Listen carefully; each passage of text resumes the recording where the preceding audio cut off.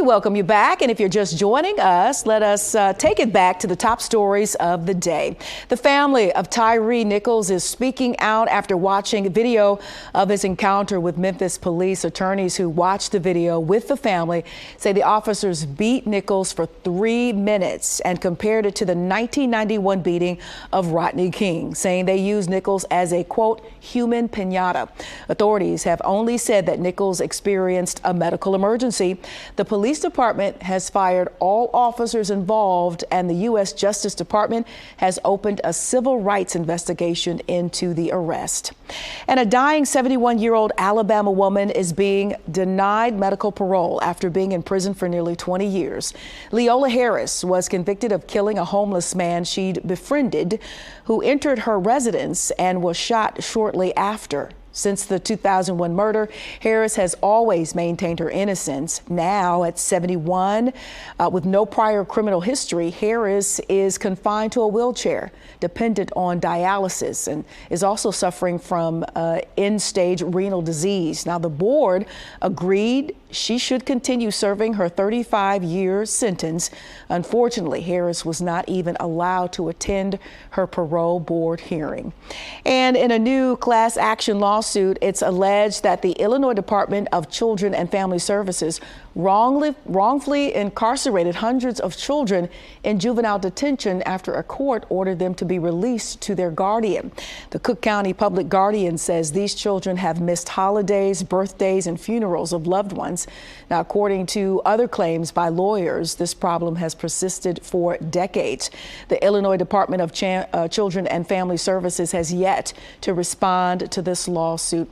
And lastly, here for you, Florida Governor Ron DeSantis is defending his denial of an AP African American Studies course and even gave examples of the lessons that didn't meet state standards, saying that lessons about queer theory and lessons on abolishing prisons is not Black history, saying that in his state, quote, we want education, not indoctrination. If you fall on the side of indoctrination, we are going to decline. If it is education, then we will do. The Quarter-Lie, over to you. Thank you, Courtney. Now off to the motherland, where Nigeria could be facing an $11 billion payout in a case that started in a London court on Monday if it loses. The Nigerian government is urging the UK High Court to stop the hedge fund-backed firm Process and Industrial Development Limited from collecting a massive arbitration award which was handed down in 2017 following a failed gas deal. Now, Nigeria claims that the award should be overturned as it came about through bribes to former government officials. PNID has denied all wrongdoing and characterized the Nigerian government's fraud allegations as an attempt to dodge liability. The case is scheduled to continue until March. And the first Black students to integrate in Arizona high school are set to receive honors this month. Willie Arbuckle and Robert Turner will be recognized as the first Black students to graduate from Chandler High in 1951. Arbuckle, now 90, remembers the first day of school saying, quote, it was totally uneventful. It was as if we didn't exist. We were invisible. Ernestine Jackson, Willie Ruth Payne, J.L. Payne, and Nina Lofton are also set to be recognized as part of the City of Chandler's 2022 Celebration Plaza honorees for integrating the high school. The school was integrated 5 years before the Supreme Court of the United States decided in 1954 to integrate schools across the U.S. in the Brown versus Board of Education decision. A Washington state committee has endorsed a plan to honor 2 Black pioneers.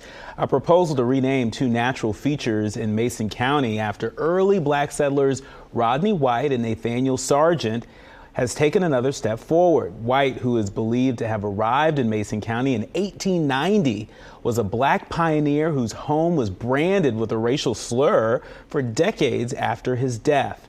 The second proposal will rename Grass Lake, a 10-acre body of water that was called Negro Slough through the 1990s. To honor Nathaniel Sargent Lake, a black man born into slavery in Kentucky who eventually was elected Justice of the Peace in 1894 and died in 1954. Now, the plan will be presented to the state's Board of Natural Resources. From there, the plan moves to the U.S. Board of Geographic Names for federal approval. The backstory to a historic photo is now being revealed. Have you ever wondered who the man is between Muhammad Ali and Malcolm X in this famous photo here? So there's a new memoir about Blaise Toussaint Pearson, the man featured in the photo, another hidden figure in American history. Now, his daughter, Janelle Pearson, tells the tale of her father in a book titled For the Strength of Harlem, which takes a deep look into the man in the middle of history that also took him to the front lines of the movement as a leader in Harlem. Now, the book is also going to look at her father's work during the 1950s and 60s. For the Strength of Harlem is available on Amazon. Very interesting. A traveling black museum could be headed your way. It's called the Black History 101 Mobile Museum, and it contains an award-winning collection of more than 10,000 original artifacts of black memorabilia dating from the transatlantic slave trade era to hip-hop culture. The museum is and was created and inspired by Dr. Khalid El Hakim.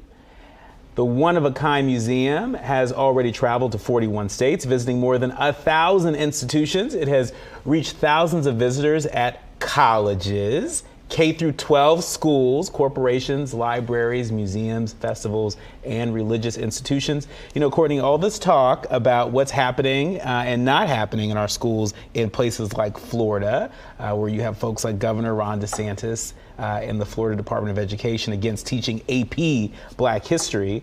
You know, this is a really easy way, you know, for people to get a dose of that history, to bring your kids, bring your loved ones, and really lean in.